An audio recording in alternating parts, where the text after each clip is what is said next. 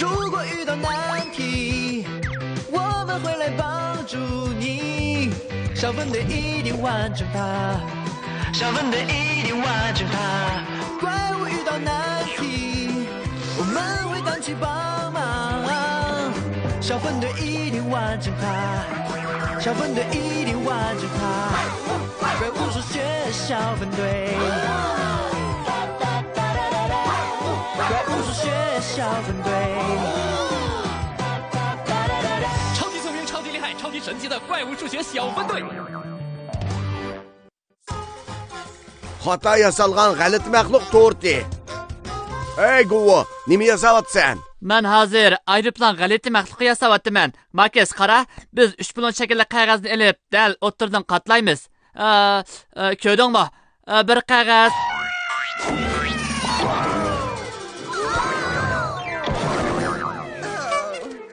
Aeroplan g'alati maxluqi haqiqatan qaltis uçdi. Men ko'rdim. Chiqiriq ekran hamisha govuni qo'rqitib yutadi. Chiqiriq ekran? O, Muslaviyadagi ma'lum bir joyda bir g'alati maxluq yordamga muhtoj ekan. Nada g'alati maxluq bizning yordamimizga muhtoj bo'lsa, g'alati maxluq matematikada ishlar paydo bo'ldi. Bu Muqiril xonimkan. U o'zining pishiriq to'kinda to'rt va pechini pishirdi.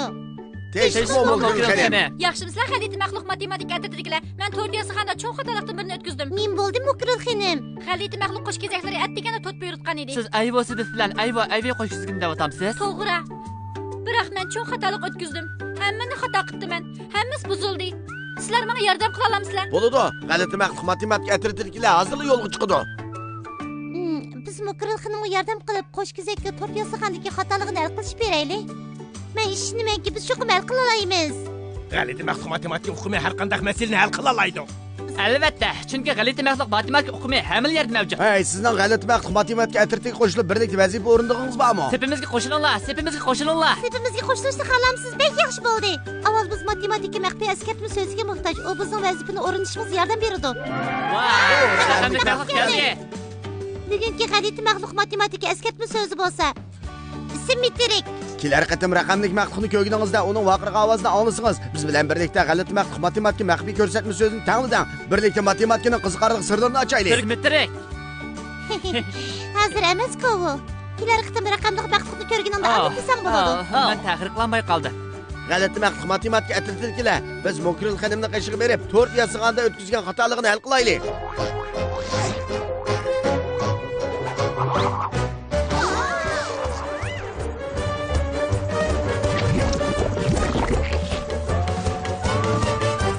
Kelganinglarga ko'p rahmat, g'alati maxluq matematika atratidagilar. O, bu siz pishirgan churuk, sarsamlik tortmi?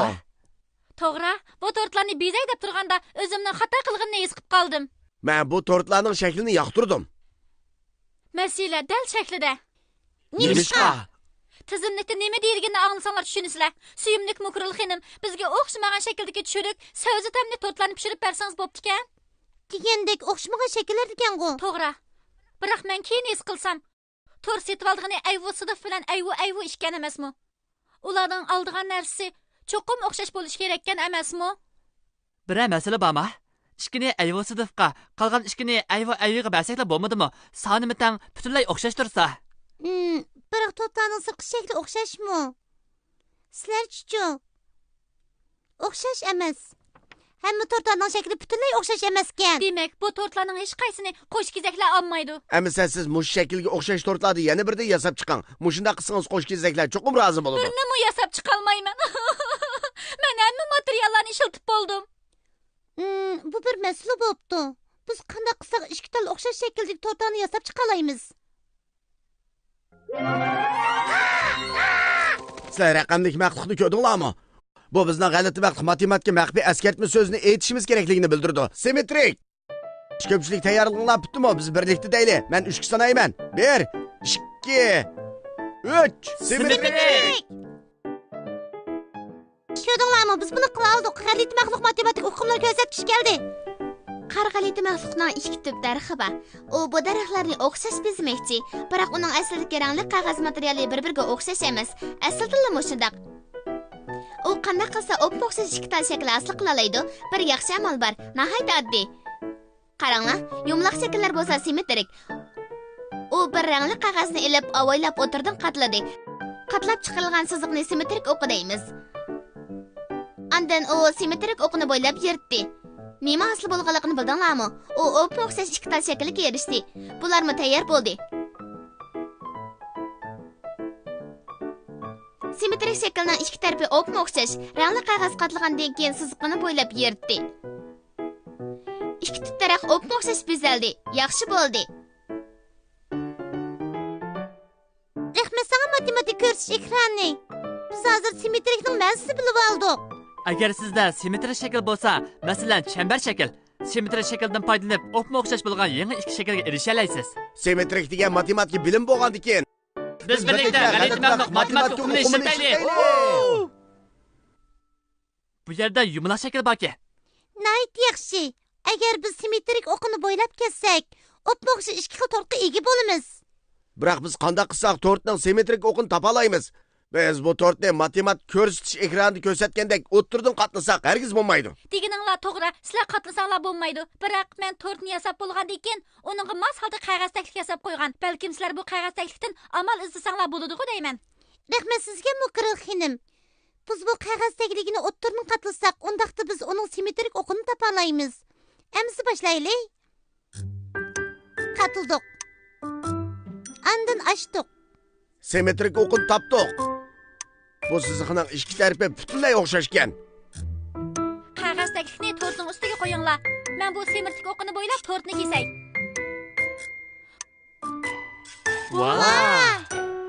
Hozir bizning opma o'xshash ikki tal tortimiz bor bo'ldi. Bu tortlar ayvosida bilan ayva-ayviga dal mos keladi. Chatoq bo'ldi. Eshib qolganlari yumaloq shakl emas ekan. Bu yurak shakllikka. Balki bu simmetrik shakldir. Siz bizga isbotlashib beramsiz. G'alati matematik atirtidiklar qoldiz. Bo'ladi. Qog'oz taklifini ilib o'ttirdan qatlaymiz. Açimiz.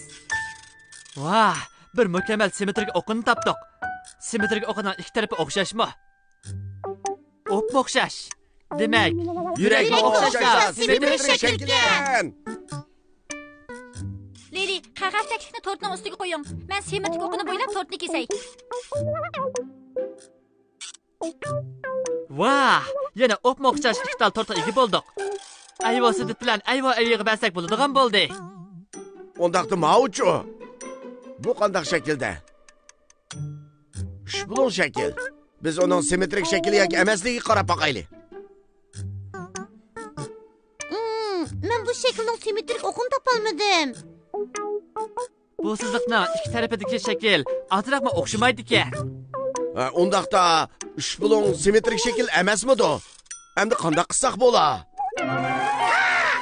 Men ovozni angladim. Sizlar raqamlik maqtuqni ko'rdinglarmi? Undaqda biz yana bir qatim g'alati maqtuq matematik askarchi so'zini to'g'rilaylik. Men 3 sanayman. Tayyorlanib bitdimi? 1, 2, 3. Simmetrik.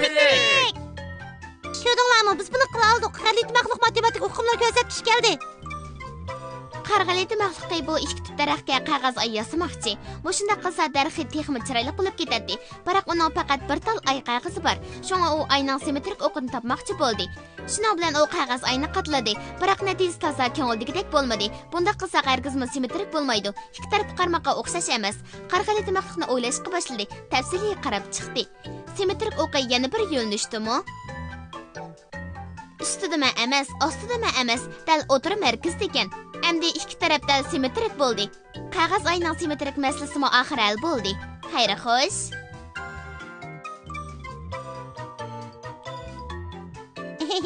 Rahmat sana matematik ko'rsatish ekrani.